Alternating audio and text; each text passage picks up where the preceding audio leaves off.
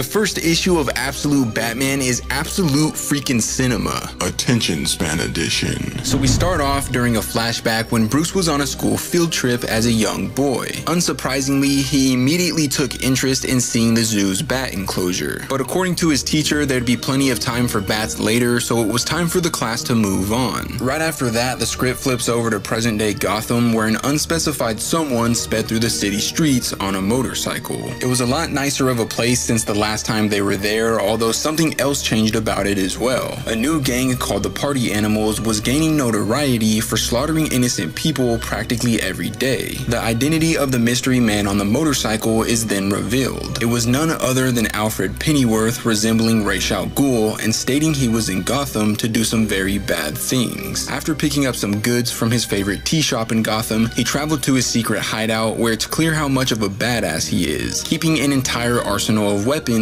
above his bed. Moments later, he made some tea and tried reaching out to his daughter, who doesn't really seem like she wants anything to do with him. After leaving her a voicemail, he signed into his digital command station for a briefing with his boss. And it isn't clear who his boss is or who he's working for, but they inform him that the new Party Animals gang was butchering citizens at random and raised the crime rate by 700% just within the last 3 months. Alfred was already aware though, because he read their document, and honestly he wasn't really intrigued by them. He was frustrated that his boss pulled him out of Singapore because he was so close to taking down the target he was tracking for the last 5 years. His boss wasn't concerned about that though, stating he was needed in Gotham and his assignment was strictly surveillance. An engagement with the Party Animals was unpermitted, but he did have authorization to engage with the Batman if he disrupted their operation. After that, Alfred headed out to his bike to scope out coordinates and look for possible targets, only to be reminded just how much he hated Gotham City because his bike just got stolen. The comic then jumps over to Croc's gym, where a young kid resembling Jason Todd and Dick Grayson was getting in shape for his date that night, only to be interrupted by the hulking unit Bruce Wayne, telling him it was his turn on the bag. Each and every strike of his sent the bag flying, and everyone in the gym acknowledged his power. As he continued training, he started having more flashbacks of the zoo trip from earlier. It turns out that the teacher was actually his father, and something had to have went wrong there, because as the memories flooded his mind, his rage began increasing and he incorporated more and more force with each new blow he threw. So much so that the bag eventually broke, with the sand pouring all over the floor. The owner of the gym, Waylon Jones, most known for being Killer Croc, watched as the incident unfolded, so after Bruce apologized to him, he told him it'd be 90 for the bag and 30 to clean the sand. Moments later, they started catching up with each other's lives, which eventually led to Waylon inviting Bruce to play poker with Eddie, Harvey, Oz, and maybe even Selina. So not only is Bruce friends with characters that are usually his rogues in this universe, but he also grew up with them as a kid, as Waylon stood next to a picture of all of them together. Unsurprisingly though, Bruce said he was busy, so he couldn't go to poker and also wouldn't be attending the town hall meeting later that night concerning the Party Animals. The story then jumps over to a massive party yacht where the actual leader of the Party Animals was having a meeting with a Falcone and a Maroni. Sooner or later, the two of them told him they were done with his sick and twisted games and wanted him and his boat to sail away by dawn. Unintimidated by their threats though, the unnamed leader presented them with his collection of masks, which were literally faces of various members of their family he already killed. And while toasting with some glasses of champagne, he pretty much gave them the same treatment. As we move forward, we're finally given our first look at Bruce donning the Batsuit while overlooking the city of Gotham. The reason being was because Gotham's mayor Jim Gordon was holding a town meeting that night pertaining to the Party Animals' ongoing Slaughterfest. So it was pretty much mandatory for Bruce to monitor the gathering to prevent possible disaster. As the meeting took place, it was clear how displeased Gotham's citizens were with Mayor Gordon, some of them stating he should be replaced by someone else. The Party Animals were running rampant, preventing them from walking to work and feeling safe. Meanwhile, on a nearby rooftop, Alfred asked his boss if he could have permission to engage because the town hall was about to be interrupted by the very people they were having a discussion about. Nevertheless, his boss denied his request, and the people inside the facility proceeded criticizing Mayor Gordon's leadership until a massive explosion caused by the Party Animals erupted. In a moment of panic, the citizens in attendance hit the ground in fear for their lives, and soon enough the gang was taking shots at Mayor Gordon, so he hit the ground as fast as possible, urging his daughter Barbara to evacuate the building immediately. However, as the gang's reinforcements began approaching, their party was interrupted by Vengeance, sneaking behind the unsuspecting intruders and scooping them up with his Bat-Tendrils. After that, Bruce approached Officer Barbara and Officer Bullock, telling them not to open the door despite whatever they hear. And I want you to remember that as we move forward, because that phrase is actually really important to Bruce. It's kind of like his version of Peter's "with great power comes great responsibility." And that's one of the reasons I'm already so in love with this version of Batman, because he's kind of like a combination of my two favorite heroes of all time, him and Spider-Man. You see, while he was speaking to the officers, he was actually upside down hanging from the ceiling with his Bat-Tendrils. And they're not officially called Bat-Tendrils, I just think it sounds cool, but he uses them almost just like Spidey, because after using them to shield himself from gunfire, he unhesitantly leaps down from the ceiling, uses them to wrap up one of the party animals, and then hurls him so far that he crashes into a window. And if it worked that time, it could work again, so he repeated the same process with another member, only this time they were slammed into a light post. Now after that, he literally started walking on these things. Like, these are the coolest Batman gadgets ever, allowing him to kick two other targets in the face. Meanwhile, as Pennyworth watched from afar, he wasn't ready to take out Bruce just yet, because he wanted to see how he'd react when confronted by a large group of threats. And you already know how my boy Bruce reacted. He started beating the brakes off these people, pulling off his bat ears, hurling them into their shoulders, jamming them into their chest, and using his arm guards to slice them up even further. But despite how seemingly gruesome he was, he still stuck to his no-kill rule. As pointed out by Alfred, there actually wasn't a single fatality, because Bruce was purposely missing each artery by just enough so they wouldn't die. After leaving a massive trail of bodies behind, Bruce was approached by a massive brute, practically the same size as him, demanding him to flee the scene. Nevertheless, this is absolute Batman we're talking about here. One of the toughest and grittiest versions we've ever seen, so he wasn't intimidated in the slightest, taking off his chest symbol, attaching it to a handle, and using it as an axe to cut the dude's arm off. As the rest of the gang members began trembling in fear, Batman gave them one last warning, demanding them to get out of his way and causing them to ditch the scene without even thinking twice about it. Alfred, on the other hand, was slightly unimpressed though, because Bruce would have set up a trap for them as they fled if he was truly a high-level tactician. Moments later, he realized that he spoke too soon though, as all the gang members went flying into the air after Bruce activated an explosion. When he himself finally approached Bruce, he snuck behind him, pointing a shotgun to his skull and indicating his brains could be blown out before he even blinked. But Bruce wasn't fazed in the slightest. Striking him with such a forceful kick, he flew into the air, allowing him to grab Alfred's shotgun and disappear. The next day, everybody was talking about the town hall incident, wondering who the Batman was. However, during his investigation, Alfred quickly discovered it was Bruce, and soon enough he knew his entire life story. He grew up in Crime Alley, his dad was a teacher, mom a social worker, and he was practically a genius. In the 5th grade, he won a student engineering competition after creating an origami-like collapsible bridge for bringing aid to locations hit by catastrophe, which pretty much explains the origins of the Bat-Tendrils. Despite putting this design to such good use though, they were actually the beginning of a tragedy, because by winning that student engineering competition, his class was awarded a trip to the Gotham Zoo, and on the day they went there, a public shooter killed his father before saving him and his classmates. And the reason I wanted you to remember that phrase Bruce used earlier was because those exact same words were the last words his father spoke to him. Upon his father's death, Bruce lost his way for a while and started getting into trouble, but eventually he found his way back thanks to football. He was so good he could have went pro, but instead of doing that, he actually faked an injury to relieve himself of any expectations, because what he really wanted to do was acquire knowledge. So he started studying mechanics, chemistry, criminal psychology, military theory, and history. Once he finished doing that, he came back home to Gotham to get familiar with the streets, getting a job in the power grid and the water department, interning at the city hall, and then finally coming full circle as an engineer so he could fix the things he destroyed as Batman. Even fixing the stairs he blew up on the party animals. So yeah, Bruce basically did all of that so he could avenge his father instead of going pro in football. Regardless of how talented and determined he was though, Alfred claimed to have taken down men like him before, and all men had a weakness. Considering his parents are usually both dead, discovering his mom was his weakness was pleasantly surprising. Now, Martha was actually at the town hall meeting when the party animals struck, so Bruce made sure she was alright, and then they went inside. However, Alfred was watching them the entire time, and he pointed out that he could have killed Bruce right in front of her, but he chose not to because Bruce was just a kid. The story then switches things over to Bruce's base of operations, which was the top floor of a building owned by a company that never used it, making it apparent that Bruce was putting his knowledge of the city to good use. But going back to Alfred, I guess it didn't matter that Bruce was a kid when he was by himself, because upon Alfred entering the scene, he tried to take his life once again. Either way, it eventually resulted in yet another unsuccessful attempt, with Bruce blasting him with his own shotgun and revealing that he's the one who stole his bike earlier, because the same way Alfred had been watching him, Bruce had been watching Alfred. Anyways, fortunately Alfred was still breathing after being shot due to Bruce modifying his shotgun and making it non-lethal. But after their encounter, Bruce hit the city streets of Gotham in the craziest way possible, fearlessly blasting through a window 1,000 feet in the air. Later on, while Alfred was at his computer station, he was contacted by his boss again, who expressed that they lost track of the old target he'd been following for the last 5 years. Alfred was disappointed, to say the least. Apparently this person was extremely dangerous, and after studying with Henry Ducar in France, they killed him.